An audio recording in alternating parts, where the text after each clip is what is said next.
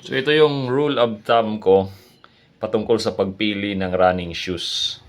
So in my case, usually yung pinipili kong sapatos is size 11.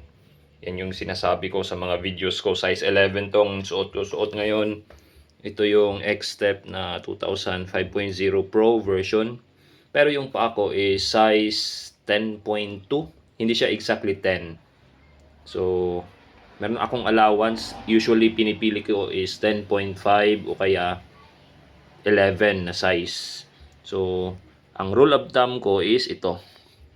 Dapat may gap na isang thumb. Yan. Yan yung pinakadulo ng aking hinlalaki. Yan yung gap. So, para hindi mamatay yung mga kuko ko dito sa loob. Yan usually yung pinipili ko or yan yung sinusunod ko. So 10.5 or 11 yung size, but usually size 11 talaga.